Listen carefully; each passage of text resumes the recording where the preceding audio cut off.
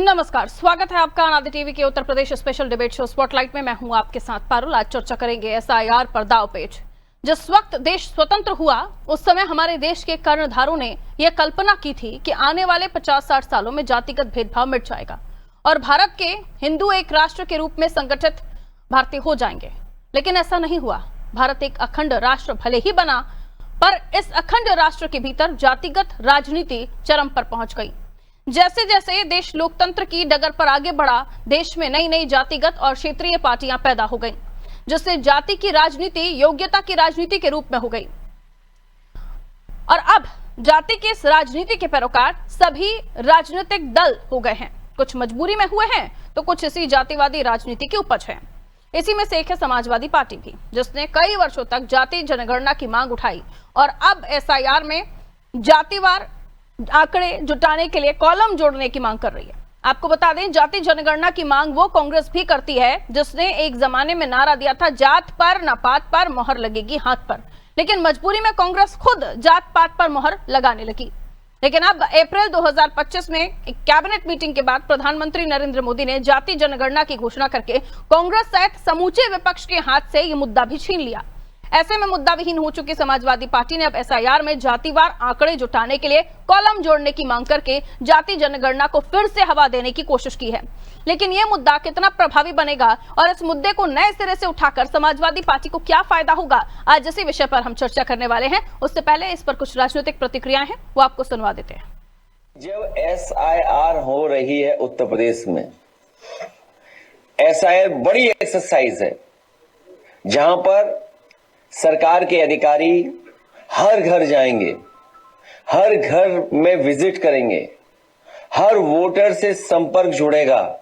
वहीं political party के लोग भी जुड़ेंगे, वो भी अपनी वोटर लिस्ट ठीक कराने के लिए बीएलओ के साथ संपर्क रखेंगे। उस समय हम लोग मांग करते हैं कि जब इतनी बड़ी एक्सरसाइज हो रही है हर वोटर की और इतनी बड़ी वोटर लिस्ट बनने जा रही है, तो एक महत्वपूर्ण डेटा जो हम सब लोग मांग करते रहे हैं, उसके लिए केवल एक कॉलम और बढ़ाना है। जाति जनगणना तो बाद की बात है, लेकिन प्राइमरी जाति जनगणना तो हो ही सकती है। इसलिए हमारी मांग है कि एसआईआर में एक कॉलम और दिया जिससे जाति जनगणना की जा सके। चुनाव आयोग भारतीय जनता पार्टी की सह पर लगातार वोट काटने का काम कर रहा है और ये वही लोग हैं जिनके वोट काटे जा रहे हैं, जो इस देश में जाति व्यवस्था से पीड़ित हैं, जो लगातार सामाजिक न्याय की मांग कर रहे हैं। कांग्रेस पार्टी, राहुल गांधी जी लगातार जाति जनगणना और सामाजिक न्याय की बात कर रहे हैं। तो बिल्कुल जिन लोगों के वोट काटे जा रहे हैं उनका भी जाति पता चलना है कि किस जाति के वोट चुनाव आयोग काट रहा है, और जो जोड़े जा रहे हैं उनकी भी जाति पता चले, देश जाने कि चुनाव आयोग क्या कर रहा है। मुखिया अखिलेश यादव जी ने जिस ढंग से घोर जातिवादी, घोर तुष्टीकरण की राजनीति का बयान देने का काम किया है, ये बहुत ही दुखद है। प्रदेश के लोग कभी स्वीकार नहीं करेंगे। एसआईआर का विरोध करने का मतलब है ऐसी मतदाता सूची का विरोध करना जो पूरी तरह से पारदर्शिता के साथ भारत निर्वाचन आयोग बनाने की घोषणा कर चुका है। उत्तर प्रदेश राज्य में घुसपैठियों के माध्यम से समाजवादी पार्टी के लोग चुनाव जीतना चाहते हैं, और जब एसआईआर लागू करने की घोषणा भारत निर्वाचन आयोग ने कर दी है तो अखिलेश यादव जी की जमीन खिसक गई। ये पूरी तरह से मुस्लिम तुष्टीकरण के आधार पर चुनाव लड़ना चाहते हैं, जीतना चाहते हैं, वोट बैंक की पॉलिटिक्स कर रहे हैं। देखिए, अखिलेश जी को इतने वरिष्ठतम नेता होने के बावजूद एक बुनियादी जानकारी उनको होनी चाहिए कम से कम। एसआईआर नागरिकता के लिए है, मतदाता सूची को दुरुस्त करने के लिए है, और मतदाता वो होता है जो 18 वर्ष से ऊपर का हो। और जिस जातीय जनगणना की ये बात कर रहे हैं, जातीय जनगणना तो जो जन्म लिया होगा जिस जाति में, वो एक दिन का भी होगा तो उसकी भी गणना होनी चाहिए, वो संख्या आनी चाहिए।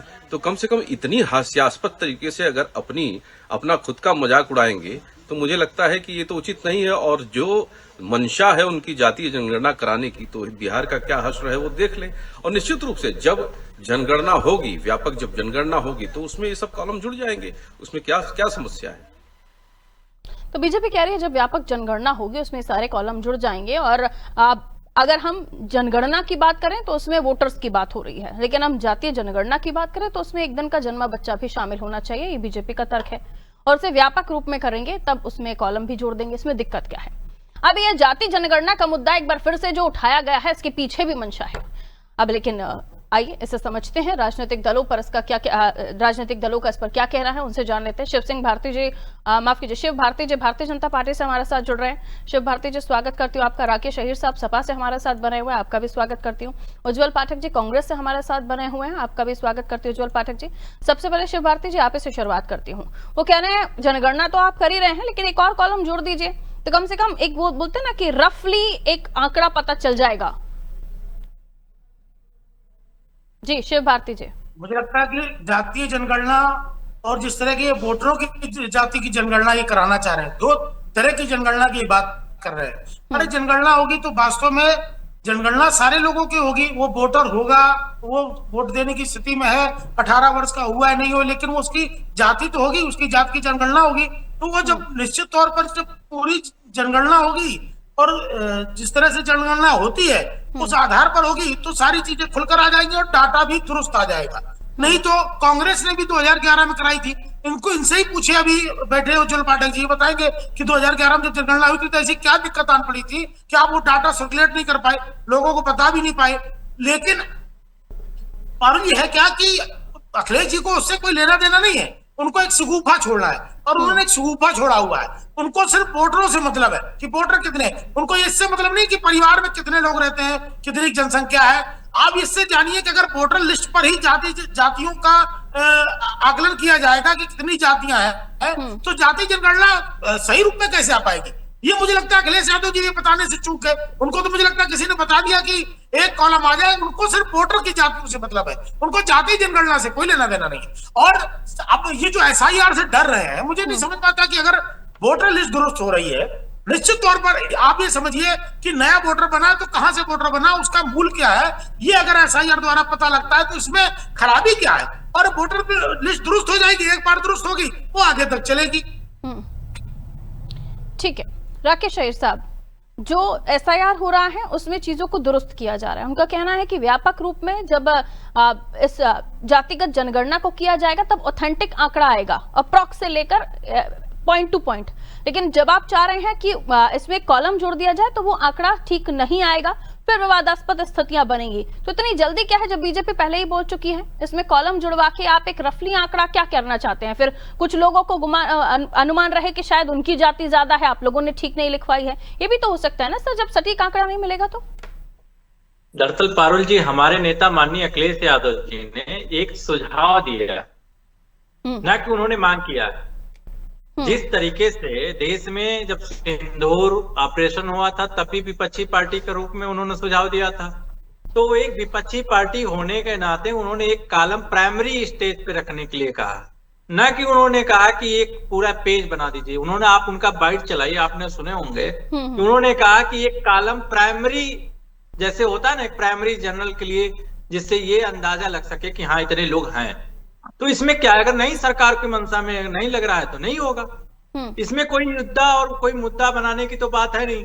और रही SRI से SIR से, तो SIR से कोई भाग नहीं रहा।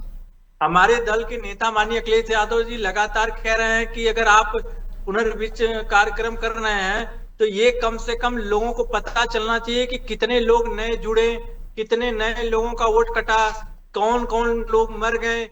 जैसे बिहार की इन्होंने बात किया आपके एक प्रवक्ता ने, तो मैं कह रहा हूं बिहार में क्या, बिहार में तो नंगा नाच सबने देखा, चुनाव आयोग का नंगा नाच सबने देखा कि सरकार और सत्ता के इशारे पे किस तरीके से वोटों को बढ़ाया गया, वोटों को काटा गया, वोटों का नाम नहीं बताया गया, सुप्रीम कोर्ट तक जाना पड़ा विपक्ष के लोगों को। अखिलेश जी SIR पर ही बात कर रहे थे, उनकी प्रेस कॉन्फ्रेंस SIR पर ही थी और SIR से जो डेटा जुटाया जा रहा है उसी में उन्होंने कहा कॉलम जोड़ने के लिए। आपको बिहार में कोई चुनाव एक दूसरा काम कर रहा है और यहाँ पर कोई चुनाव एक दूसरा काम करेगा ऐसा लगता है? वहां विश्वास नहीं कर रहे हैं, यहाँ कैसे कर लेंगे? दरअसल आपको ये बता रहा हूं कि पारुल जी की जब उत्तर प्रदेश के 10 उपचुनाव हो रहे थे तो सीसा, मऊ और कटहरी की 2 विधानसभा ऐसी थी जहां बताया गया, लिखित में शिकायत किया गया चुनाव आयोग को, और एक बार नहीं कम से कम सैकड़ों बार शिकायत किया गया कि BLO कैसे वहां धांधली कर रहा है, EO कैसे, ADM इलेक्शन कैसे धांधली कर रहा है, कैसे लोगों को नाम काट के जोड़ रहा है। मगर इलेक्शन कमीशन ने कोई कार्रवाई नहीं किया और कोई सुझाव भी जो है हम लोग जितना दिए उस पर अमल भी नहीं किया। तो चुनाव आयोग को तो हम लोग उपचुनाव में और बीते 24 के चुनाव में देखा हूं कि हम लोगों का कैसे वोट काटे, कैसे बीएलओ जाके जो है घर बैठ के काम कर लिए, हमारे वोटर कैसे जो है जब बूथ से लौट के वापस चले आए। हम तो ये आपके चैनल के माध्यम से मांग करता हूं इलेक्शन कमीशन से कि इस बार जो नया एसआईआर हो रहा है इसमें कम से कम कोई मतदाता छूटे ना, जो पहली बार मतदान देने आ रहा है तो उसको भी ऐड किया जाए और जो नहीं है इस दुनिया में उनकी भी एक सूची और एक आंकड़ा जो है विपक्ष का और सत्ता ठीक है। साहब बहस तो इसी बात पर हो रही है ना कि जाति जनगणना की बात करना और उसका कॉलम जुड़वाना, जिसको खुद ही आप सटीक नहीं मान रहे हैं, उसकी मांग आप कर रहे हैं।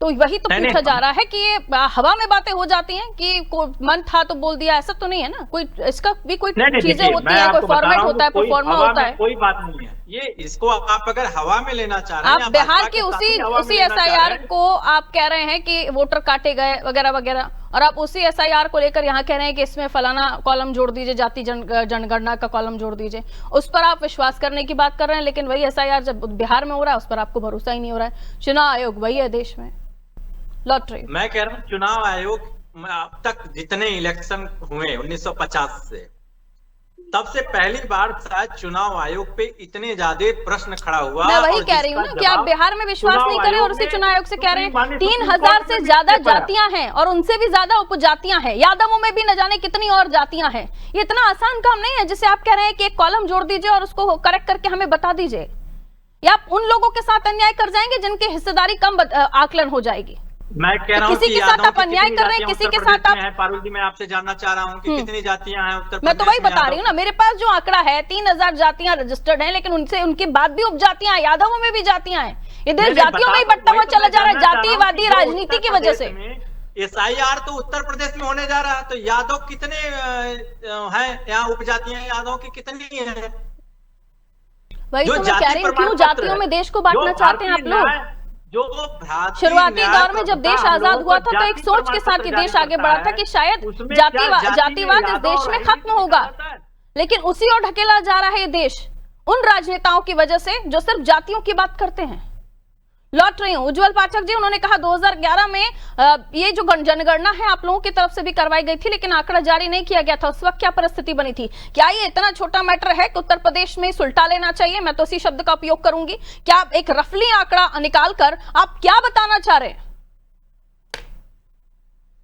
देखिए पारुल जी, सबसे पहली बात तो भारतीय जनता पार्टी, अभी मैं मोहन यादव जी का बयान सुन रहा था फिर इस डिबेट में भी, ये लोग मूल मुद्दों से जनता को भटकाने का काम कर रहे हैं। रही बात, इन्होंने कहा कि 2011 में क्या आपत्ति थी, अरे अभी आपको क्या आपत्ति है भाई? अभी जाति जनगणना का कल तक विरोध कर रहे थे, फिर वो उसके तो बाद चुके हैं ना उज्जवल जी, में आकर के आपने वो तो कह रहे हैं आपको हार्ड एंड फास्ट विपक्षी दलों को क्या हो रही है? नहीं देखिए, अभी इनको क्या आपत्ति है यदि मतदाता सूची में जिसकी जितनी हिस्सेदारी, अभी एसआईआर हो रहा है, एसआईआर में कॉलम जुड़ाने की बात अगर कर रहे हैं तो ये कैसे पॉसिबल है? ये सटीक आंकड़ा होगा क्या? नहीं देखिए, सटीक आंकड़ा नहीं होगा, लेकिन इससे कहीं ना कहीं एक अनुमान होगा कि जितनी तो अनुमान अगर गलत हो गया तो आप किसके साथ अन्याय कर बैठेंगे? देखिए, किसी के साथ कोई अन्याय नहीं होगा। क्या आरक्षण देने से क्या सवर्णों के साथ अन्याय हो रहा है? आरक्षण तो उनको दिया जा रहा है जो वंचित है, जो पिछड़े। आज आप आंकड़ा उठाकर देख लीजिए, विधानसभा में कितने दलित समाज के नेता हैं, या संसद में कितने दलित हैं, या राज्यसभा में कितने दलित हैं? गिने चुने उंगलियों से गिन लिया जाए इतने दलित हैं। तो क्या दलित समाज को या ओबीसी समाज को भागीदारी नहीं मिलनी चाहिए?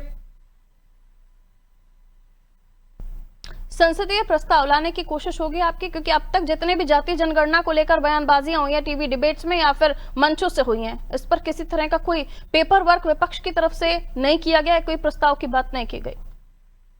अब देखिए, इस पर जिस दिन हमारी सरकार केंद्र और राज्यों में आएगी उस दिन हम सटीक जबकि 2011 में तब भी तो नहीं कर पाया। तेलंगाना में कराया, अब तेलंगाना में जात पर न बात पर वोट पड़ेगा हाथ पर, इससे जाति पर कब स्विच कर गए? कांग्रेस का, देखिए कांग्रेस न तो धर्म की राजनीति करती है न जात की राजनीति करती है, परंतु जो दलित हैं, पिछड़े हैं, अल्पसंख्यक है, जो वंचित है, उनके हक की आवाज उठाना यदि आपको जातिवाद लगता है तो हम जातिवादी हैं। नहीं, अल्पसंख्यक को तो मध्य प्रदेश में आपके प्रदेश अध्यक्ष ने, जीतू पटवारी ने उप मुख्यमंत्री बनाने का ऐलान कर दिया। अब कौन सा अन्याय और न्याय कर रहे हैं आप दलित ओबीसी के साथ? आप ये बताइए, नहीं आप बताइए इसमें क्या गलत है? जो अल्पसंख्यक है उसको हाँ। यदि हिस्सेदारी दी जाएगी देश की राजनीति में, प्रदेश की राजनीति में, तो आपको क्या समस्या? तो आप जिसकी भागीदारी उतनी उसकी हिस्सेदारी की बात कर रहे हैं ना, आप हिस्सेदारी की भी तो बात कर रहे हैं ना।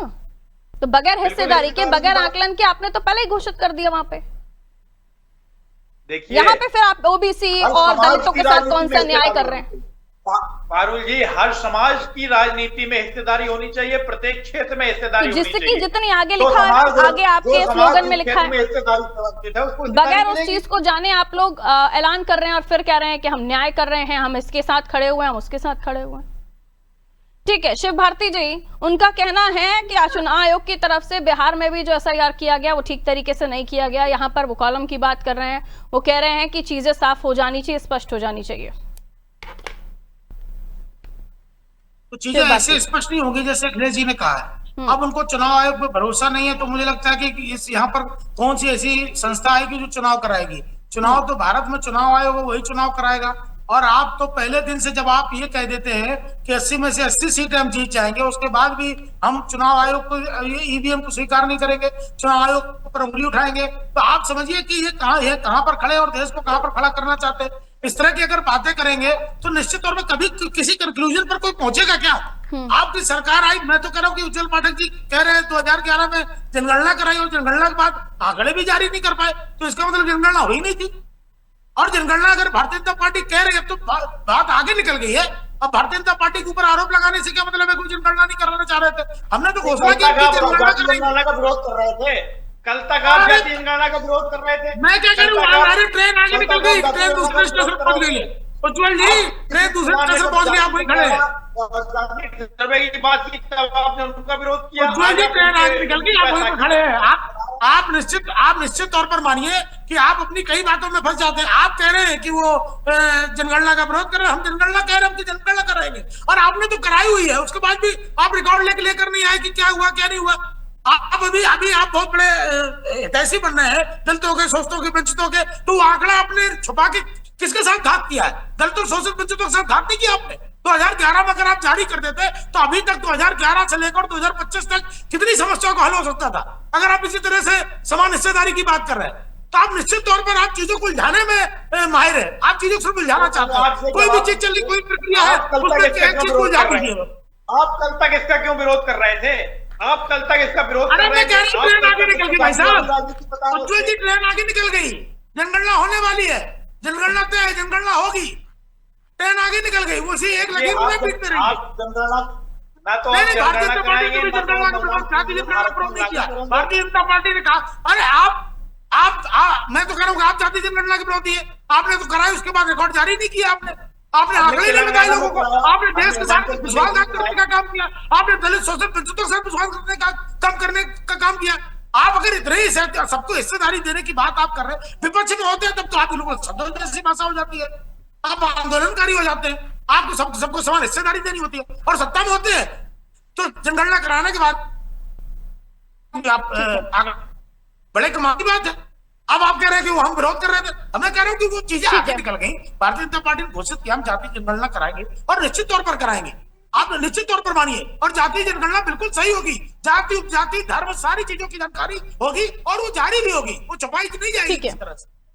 ठीक है राकेश जी, पीडीएस समीकरण को मजबूत किया जा सके क्या, इसलिए भी अखिलेश जी ने ये बात कह दी जब उनको पता है कि एसआईआर में कॉलम जुड़ के एग्जैक्टली तो जातिगत जनगणना का आंकड़ा नहीं आएगा। यादव ओबीसी राजनीति को नया सहारा मिल सके, या ये कोशिश है आप लोगों की, या फिर ओबीसी में ही डिस्ट्रीब्यूट हो जाए, ये कोशिश है आप लोगों की? अनम्यूट कीजिएगा, शायद म्यूट है आप। जाति की जो बात है, कहिए आ रही है जाति, भारत एक जाति बेस पे राजनीति कर रही है, कोई समाजवादी पार्टी नहीं कर रही है। सारे दल जाति के आधार पे बनाए गए हैं और सारे दल जाति के आधार पे राजनीति कर रहे हैं। जैसे शिव भाई ने कहा कि अखिलेश यादव जी ने ईवीएम पे, मैंने कहा मेरा नेता सीना ठोक के सदन में कहा कि अगर 80 की 80 सीट हम जीत जाएंगे तब भी मुझे ईवीएम पे न आज भरोसा है न कल भरोसा है। और इनको ये नहीं पता कि ईवीएम जो देश बनाया वहां भी ईवीएम से चुनाव नहीं हो रहा है। और जितने भी विकसित और विकासशील देश हैं वो ईवीएम से चुनाव नहीं कर रही है। ये क्या बात कर रहे हैं, इनके तो जान ईवीएम में बसी हुई है कि कोई बेईमानी ईवीएम से करके और ये चुनाव जीत रहे हैं। जनता जिनको मिल नहीं रही, बिहार में इनके 4-4 प्रत्याशियों को जनता दौड़ा दौड़ा के गांव में बाहर कर रही है। आप देश की संसद में क्या संसदीय प्रस्ताव की मांग करेंगे इसको लेकर? वो हालांकि टाइमिंग को लेकर भी ये सवाल है, क्योंकि अभी उतना टाइम नहीं है कि सब चीजों को किया जा सके।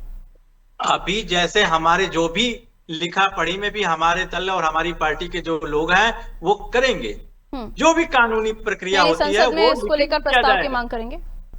बिल्कुल किया जाएगा, बिल्कुल लिया जाएगा, सदन चलेगा, वहां उठाया जाएगा, क्योंकि विपक्ष के रूप में हम लोग शुरुआती डिबेट में मैंने आपसे पूछा था, चुन के गई है जनता की आवाज को उठाने के लिए सदन में, और हम लोग बखूबी उसको उठा रहे हैं। भारतीय जनता पार्टी तो सदन से भाग रहे हैं। आपने कहा था अखिलेश जी उतने सीरियस नहीं थे, शुरुआती वर्जन आपने यही दिया था, इसलिए सवाल मैं कह रहा हूँ सीरियस आपने कहा था कि उन्होंने विचार रखा था और विचार को आप संसदीय प्रस्ताव लाने की भी बात कर रहे हैं। माननीय अखिलेश यादव जी ने, उनका एक मकसद था कि इससे एक प्राइमरी जो एक्सरसाइज है ये भी पता चल जाएगा जनरल कि कितना है प्राइमरी एक्सरसाइज।